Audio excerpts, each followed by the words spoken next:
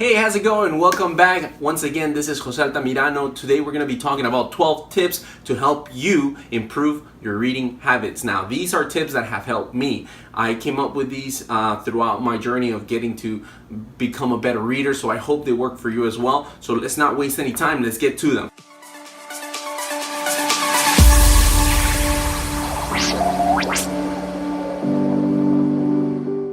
Alright, so tip number one is find the importance of reading. Okay, we have to accept the fact that reading is a very important thing in our lives. A lot of us don't do it. I, for many years, did not do it because some way I thought reading was going to be boring. But it's actually a great way to get knowledge. And the things that you want to learn about in life, you can find a book about that. And that is also tip number two. Read something that you are interested in, okay? The years where you needed to read a book that they put in front of you are gone. Okay, now you're gonna have to read things that you actually like. No one out there in the world is gonna tell you, hey, you should read this book, you should read that book, and force you to it. So you gotta choose the ones that you like, things that will catch your attention. Now, I like self-development, I like self-improvement, but you know what? The guy next to me might not. So read something that you like. If you like mysteries, if you like novels, if you like history, go ahead and read that. Find something that really interests you because that will make your reading a lot easier. When you're interested in the subject of the book, you are actually going to be looking forward to getting that book and getting to know more about what this author has to say. Alright, so that brings us to tip number three. Read a fairly small book when you're barely starting, okay? If you're not into the habit of reading, don't try to push yourself to the point where you're trying to read, hey, let me read this 400-page book, because you're gonna get bored, okay? Reading takes a while to get the hang of. So start with a small book, maybe a 100-page book that would help you increase that belief that you can finish a book. Many times, you know what? There's people out there who have never finished one single book. So I suggest that you start with a small book so you can kind of start building on those successes. I remember when my nephew started crawling, he would like to get books actually and kind of go through them and kind of tear the pages apart. So we use that in order to make him, encourage him to crawl, longer distances. But one day we put a book so far away across the living room that he literally stopped short and he just didn't even try. So we moved the book forward, and when he saw that it was within his reach, he crawled towards it. And that was so amazing because we kept moving the book backwards until the point that he crawled just as much as he would have in the beginning. But he couldn't see it at first. So if you put yourself such a far goal that you're like, you know what, I'm never gonna finish a 400-page book, you're not even gonna start, right? You're gonna be like, why bother? I'm not gonna finish it. But if you give yourself little steps, eventually you're gonna get to be reading those books that are 400, 600 pages. Okay, so like I said, tip number three, give yourself a fairly small book that you feel confident that you can finish, and then you'll be able to get to bigger books, as your reading habit becomes stronger. So then we go to tip number four. Don't romanticize reading, okay? Because I want you to picture this. You're in a cafe, there's a nice weather outside, there's maybe some music playing in the background, you have this nice cup of coffee, so you feel really excited about this book that you're gonna read. That sounds great, but most likely that's not gonna happen very often because we live in a world where we have to go places, we have a job, we have a family, we have to come home and cook dinner. So for you to be able to think that you're gonna be reading a book just like that, every single time you're gonna sit down for an hour and a half, yeah, no one has time for that. So when you think about it that way, you're like, well, you know what? Why should I bother start reading this book if I'm never gonna finish, if I'm never gonna have time? That's why you have to create time, which is also the next tip, okay? Tip number five. So tip number five goes along with tip number four, which is don't romanticize reading, is make the time to read, okay? You're not gonna have time to read. Okay, I remember this one time I was reading this newspaper that talked about the Wall Street Journal, and one of the ads said people who read the Wall Street Journal don't have time to read the Wall Street Journal. They make the time. And I also think that is true for books. People who you see reading books, or people who say, hey, you know what, I just finished this book, they don't have the time. Okay, it's not like they're sitting at home all day. Some of them are, I'm pretty sure, but most people have careers, they have lives, they have families, and they make the time to read. So that I hope you also make the time. Because remember, if you think it's important, We don't have time for everything in life, just for the things that we consider important. If we prioritize, and if your ability to read, if your self-improvement is something that you care about, then you're going to make the time for it. If it's reading a book, if it's cooking healthy meals, or if it's going out for a jog, whatever it is, if you consider it's important, you will find time for it. Okay, so if Netflix is important, more important than other behaviors, then you're going to prefer whatever you put more priority on. So remember, make the time. Okay, and if you're not romanticizing reading, and okay, I'm gonna make the time, you might be in the store, you might be somewhere in the DMV perhaps, and instead of busting out your phone and start going through Facebook, and I'm not saying it's bad, but maybe pick up that book and that way you're able to add those pages a day that will increase your ability to read more books and learn more stuff finally. So that also takes me to tip number 6. When I was trying to figure out how I can go ahead and get my reading done, I came up with this little equation. So let's say that you have a 200-page book and you want to finish it in a month. That means that there's 200 pages divided by 30 days, so that you can go ahead and have a daily quota, okay, of pages to read. So let's grab those 200 pages divided by 30. It comes out to about 7 pages a day, okay? So if you read 7 pages a day, you can finish a 200-page book in 30 days. That is nothing, okay? Even there, you start thinking, maybe it is possible. Because the problem with reading is not that we cannot do it, but that we think we don't have the time, or that we don't have the ability. Or, maybe, I don't know, my life is too hectic. The truth is, for 7 pages a day, you can finish a 200-page book. That makes the reading a lot more possible. And if you think it's possible, then you're probably gonna try. If you think it's impossible, you're not even gonna bother, right? Why bother something that's never gonna happen? But if you think, hey, 7 pages a day, I can do that, I can definitely do that, well then we grab those 7 pages, and let's say that you read at a speed of a page for every 3 minutes, okay? So now you have 21 minutes for those 7 pages. That's nothing. It's 21 minutes of your day, and you're finishing a 200-page book. All right, now let's make it a little even more, just for those who like math. If you grab the total minutes of a month, which is 43,200 minutes in a month, okay, and we were to get the average of what those 21 minutes daily would be, it comes out to 630 minutes a day in a month, reading if you read 21 minutes.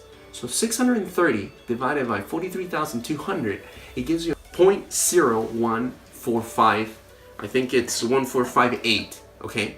You multiply that times 100, and it comes out to 1.45%. 1.5. Think about this. 1.5% of your life redirected towards reading a book, and you could be finishing a book a month. Not just that, 12 books in a year. Now, let's say that you read maybe a bigger book eventually, 400 pages or whatever. It might be 10 or 11 books, but I want you to think about this. You're reading 10 to 12 books a year. How would that impact your life? You would not be the same person that you are today, a year from now, if you read 10 books. Maybe you read something about self-esteem, maybe you read something about psychology, and eventually it all will add up and you will become a better person. It's almost impossible not to get a little more. Maybe you'll be like, hey, you know what? I'll be able to have a better relationship with my boss. Maybe I can treat my coworkers better. You never know. But if you read for 1.5% of your life, you're able to improve your life through a book. And that's almost a joke, to think how easy it is to read a book. Once you look at it this way, we are reframing this whole situation, because you think, oh, well, I have to sit down 4 hours every day to read a book. That's nonsense. Nobody has 4 hours to read a book. And if you do, congratulations, but most of us have 10 minutes, 15 minutes, 20 minutes a day in order for us to finish a book, maybe to get those couple pages in there. And once you read those, you read the book based on this equation, then you start thinking, well, how long do I want to take? Maybe I want to finish this book in 2 weeks, So give yourself those 2 weeks. That's about 15 days. Divide the number of pages by those 15 days, and then you have your goal. Okay, so that's going to be tip number 7, actually. It's going to be, give yourself a finish date. If you don't have a finish date for your book, you're going to leave it for another year, for another 2 years. Oh, I'll finish it next year. I'll pick it up again. No, give yourself a date, because your brain works that way. You know, if you have a deadline, your brain's gonna start, going, okay, I need to focus on this I need to put this much effort in order for me to finish when I said I was going to. Okay, I'm not telling you make a big commitment, or or go tell somebody else, oh yeah, you gotta slap me if I don't finish this book. No, but you gotta start trusting yourself. You gotta start saying, okay, I'm gonna put this much time in this book and I'm gonna finish it, and then live by it.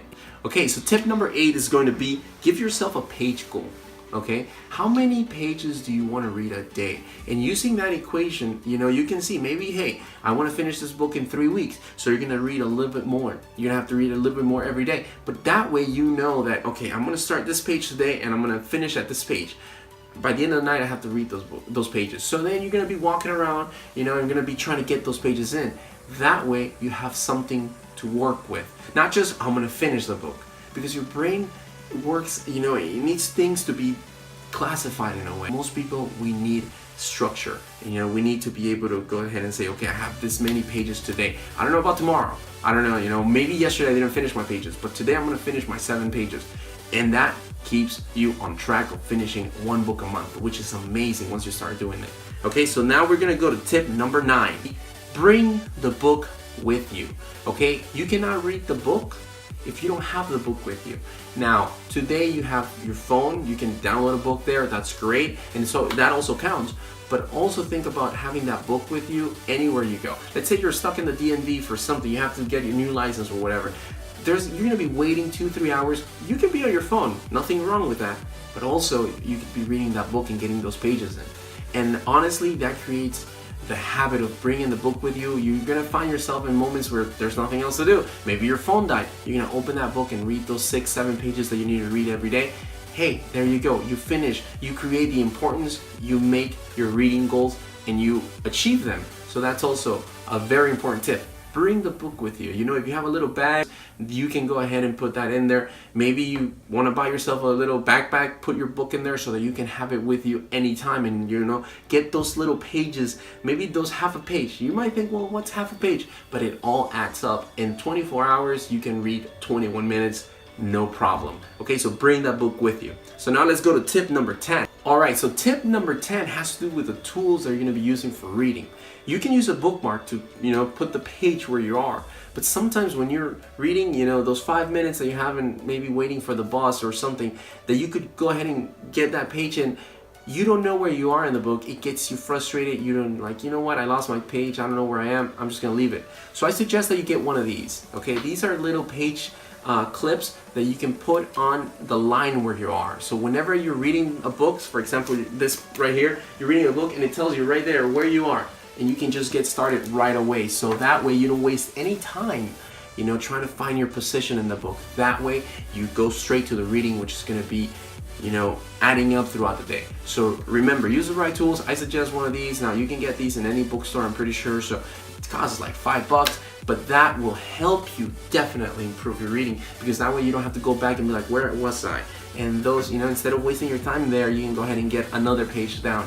In 30 seconds, 40 seconds, maybe you have a chance to go ahead and open that book. So remember, get the right tools. So tip number 11 is going to be change your attitude towards reading.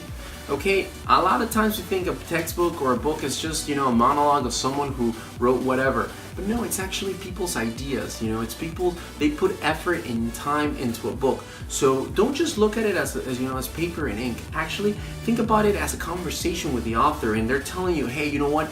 This is what I think about such and such thing, and maybe you can learn something from there. So be open to what they have to say. For example, I'm holding in my hands my own copy of Nathaniel Branden's Honoring the Self, and this book says Honoring the Self, Self-Esteem and Personal Transformation. So I want to ask, in my head I would say, okay, Nathaniel Branden, what do you believe, or what do you think about honoring the self? What do you think about self-esteem and personal transformation? And based on that, I'm going to open the book and kind of listen to the conversation as if I'm asking him a question. And you'll see that as you go through the books, you're going, okay, wait, but what do you mean by this? And later on they explain, and you're like, oh, okay, I got it. So don't just look at it as a piece of paper, with some letters on it, but think about it as a conversation. And if you use your imagination to imagine actually the author talking to you. Okay, so they're sitting across the room and you're having a conversation with them and they're telling you what they know about, self-esteem or whatever it is, the subject that you're reading.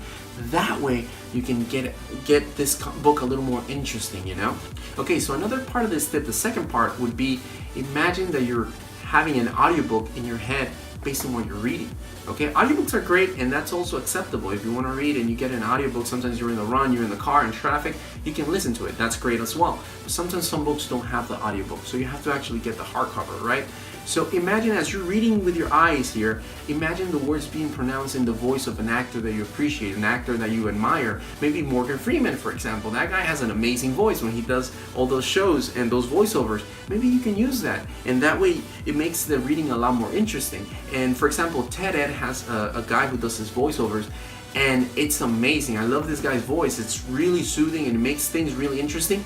I suggest that you imagine that, and all of a sudden you realize that the book is a lot, it's a lot more interesting. I don't want to say boring, but it's a lot less stressful, and you can actually enjoy it. Next thing you know, you're going through pages like nothing. Okay, so that takes us to tip number 12. The last tip that I have here for you today, and that's going to be alternate between genres. Okay, if you like reading mysteries, if you like reading novels, maybe go to a non-fiction for once, or maybe you like history, maybe go into politics. Read something else. You don't have to always read the same thing, because that will keep you sharp, that will keep you interested in the next book. So if, like, for example, my last book, I read this maybe like 3 books ago, and I really liked it, but then after that I switched to something that's called Thinking Strategically, and that was a complete different field, but I enjoyed it, and then now I'm going back to another type of book. So always keep it fresh, keep it interesting. Don't just see like, oh, I'm gonna read self-help all the time. You don't have to. There's also great novels. For example, I read the Da Vinci Code once, and it was, oh, okay, cool.